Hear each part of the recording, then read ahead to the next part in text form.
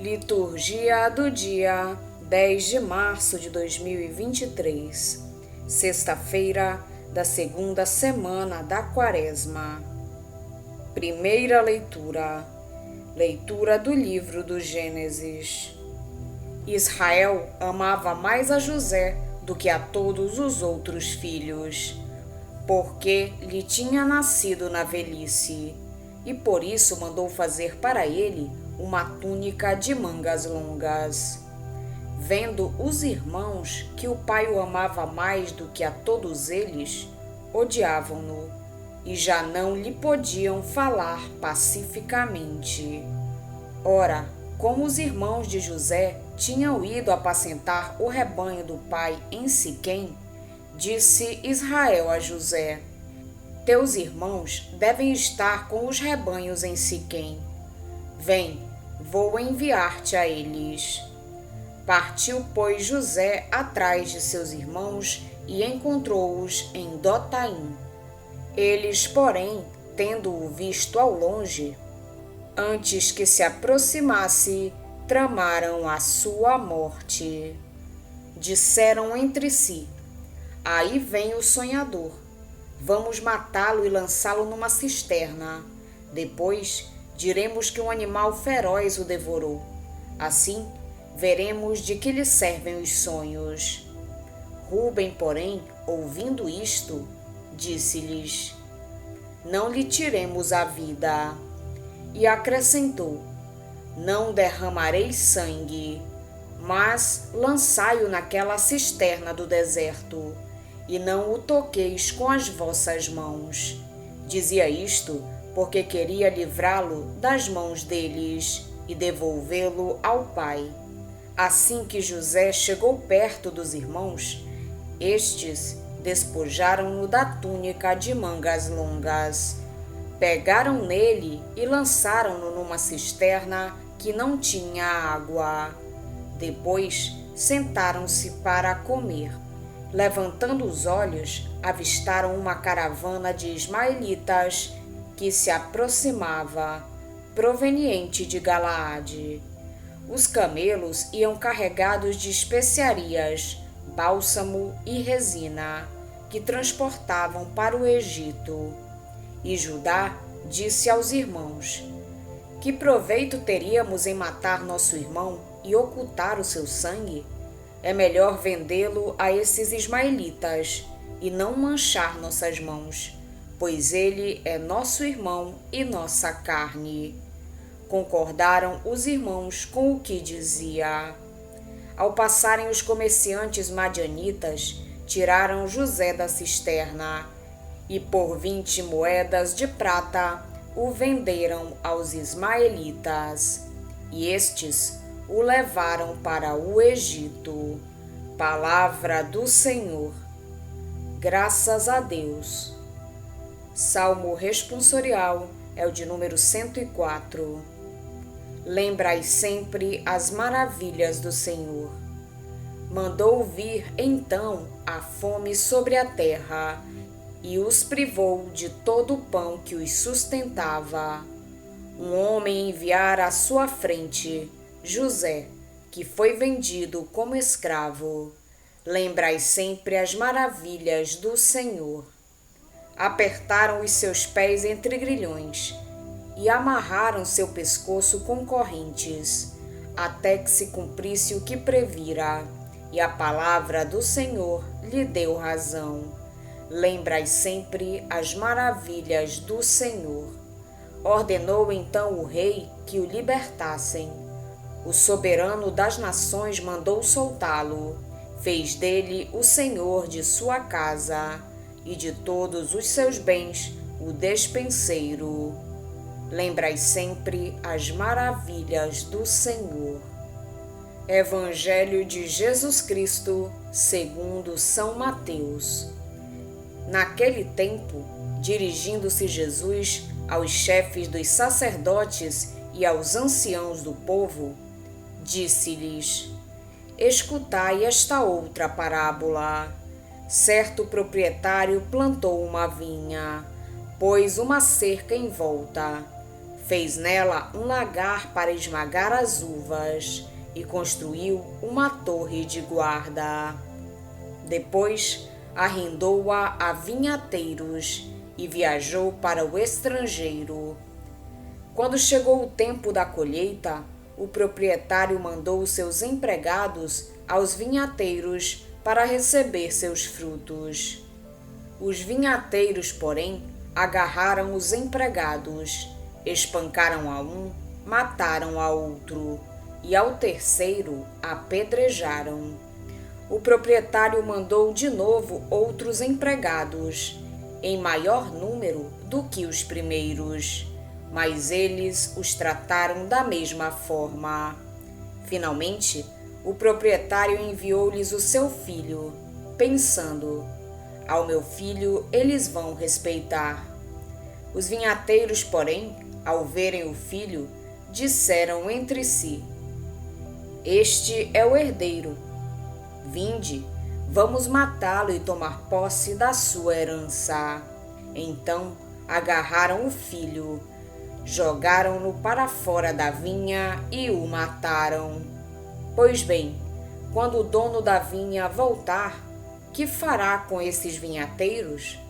Os sumos sacerdotes e os anciãos do povo responderam: com certeza mandará matar de modo violento esses perversos e arrendará a vinha a outros vinhateiros, que lhe entregarão os frutos no tempo certo.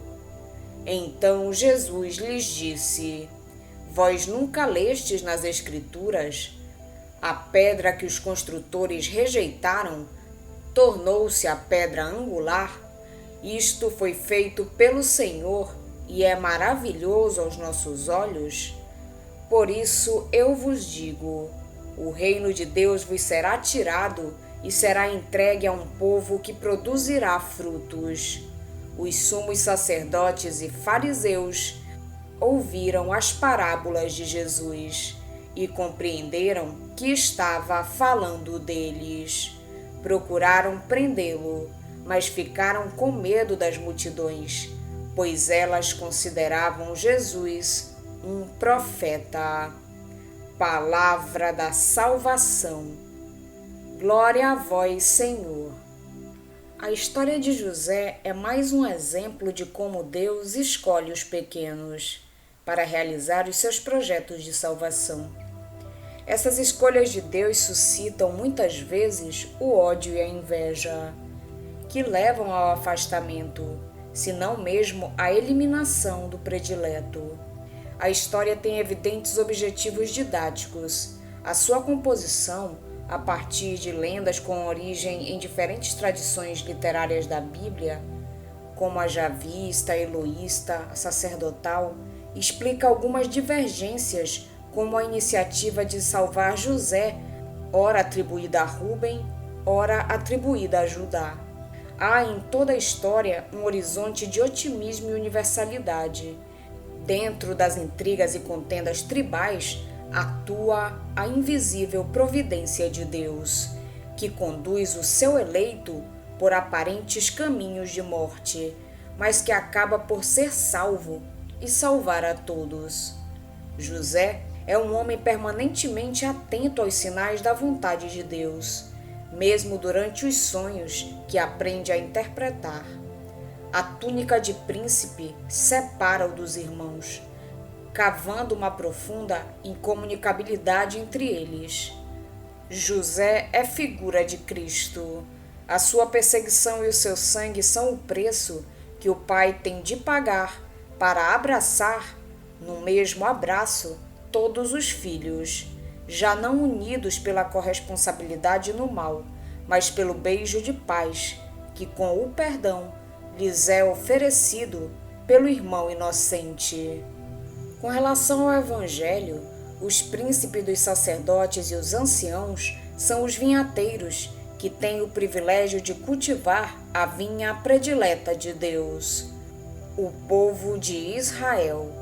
No momento da colheita, em vez de apresentarem os frutos ao dono, que é Deus, querem apropriar-se deles e maltratam os profetas que lhes são enviados. Finalmente, Deus envia-lhes o seu próprio Filho, que é Jesus, que lhes fala. É a última oportunidade que Deus lhes oferece para que se tornem seus colaboradores na obra da salvação. Mas acontece exatamente o que a parábola dizia sobre os vinhateiros malvados. Compreenderam que eram eles os visados e procuravam prendê-lo. E conduzidos habitualmente por Jesus, são eles mesmos que tiram as consequências de um tal ato.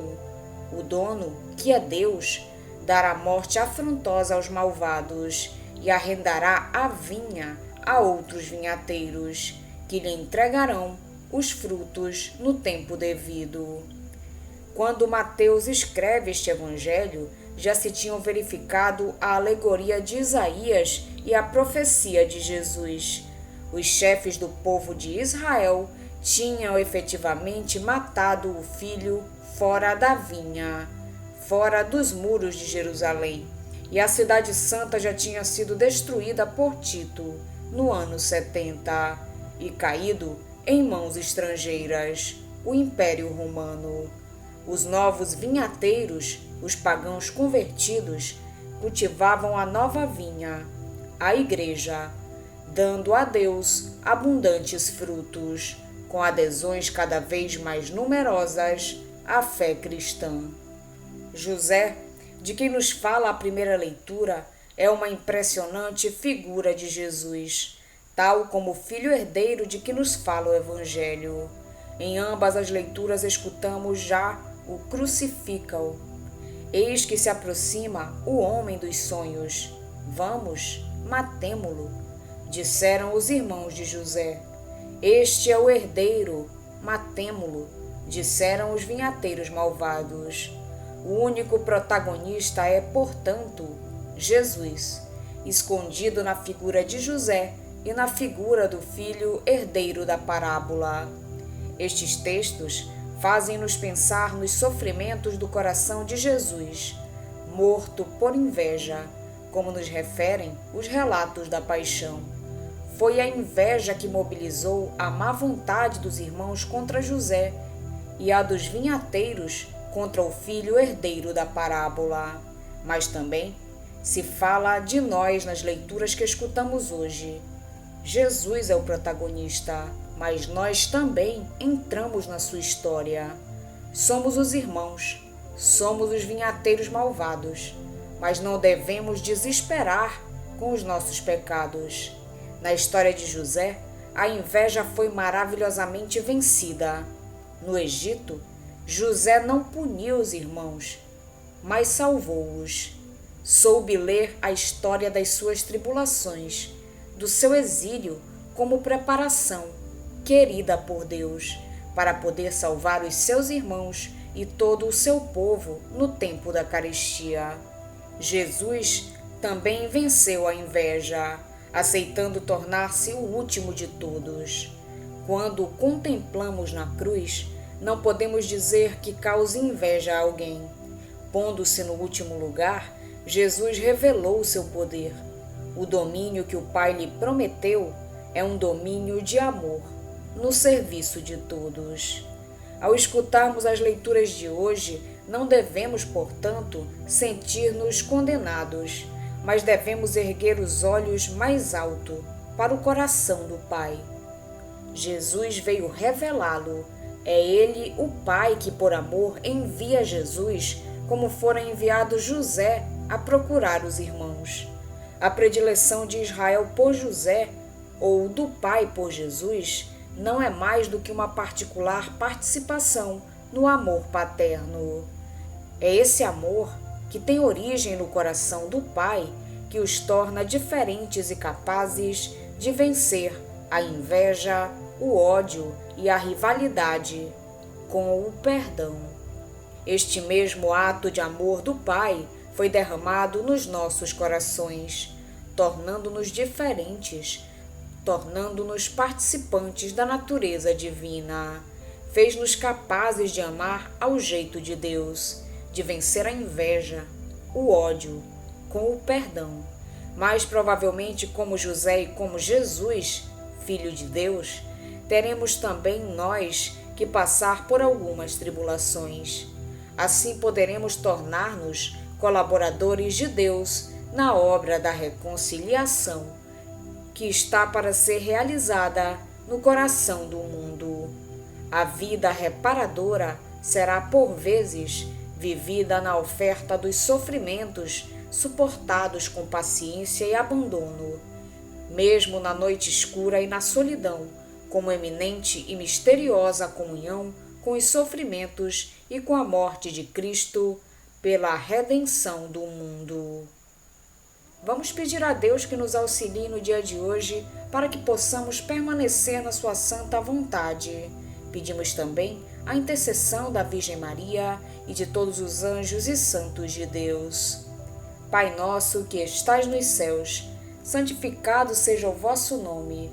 Venha a nós o vosso reino, seja feita a vossa vontade, assim na terra como no céu. O pão nosso de cada dia nos dai hoje.